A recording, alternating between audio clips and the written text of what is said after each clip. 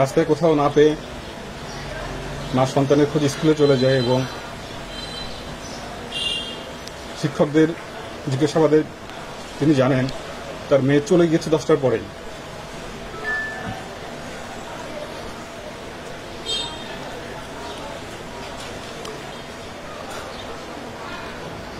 মা বাসায় ফেরত আসেন এবং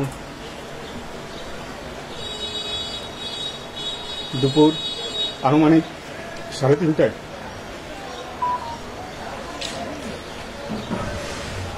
জনৈক ব্যক্তি জানান তার মেয়ের লাশ পাওয়া গিয়েছে একটি ধানের জমিতে। মা দ্রুত ছুটে যান এবং লাশটি তার মেয়ের বলে শনাক্ত করেন।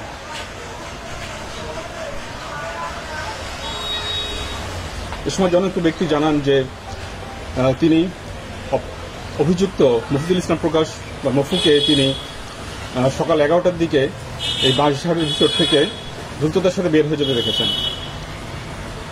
আমরা অবিলম্বে তার খোঁজ করি এবং তাকে আমরা গতকাল ধৃত করি। জিজ্ঞাসাবাদে তিনি জানান তিনি ভিকটিমের প্রতিবেশী এবং পুরো পরিচিত এবং এই সুযোগটাই তিনি নেন। তিনি জানতেন কোন সময় স্কুল থেকে মেয়েটি ফিরে আসবে।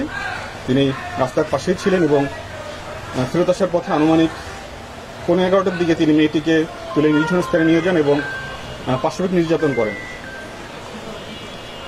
এবং নির্যাতনের এক পর্যায়ে তিনি মেয়েটি চিৎকার করলে তাকে মুখ এবং গলা চিপে তাকে হত্যা করেন। হত্যাকাণ্ডের পরে তিনি বাসায় ফেরত যান এবং যখন তিনি জানতে পারেন ডেড বডি পাওয়া গিয়েছে এবং বিষয়ে মামলা হয়েছে, তিনি কুমিল্লা ত্যাগ করে সন্ধ্যায় চাঁদপুরে চলে যান।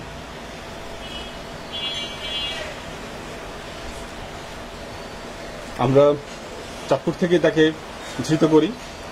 আমরা প্রাথমিকভাবে জানতে পেরেছি তিনি একজন মাদকসেবী। বাইরে তিনি টুকটাক রাজমিস্ত্রির কাজ করেন, জোগালির কাজ করেন এবং নিয়মিত তিনি গাঁজা সেবন করেন।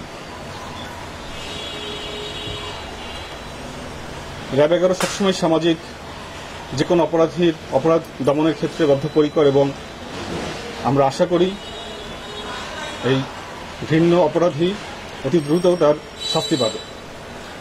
ধন্যবাদ।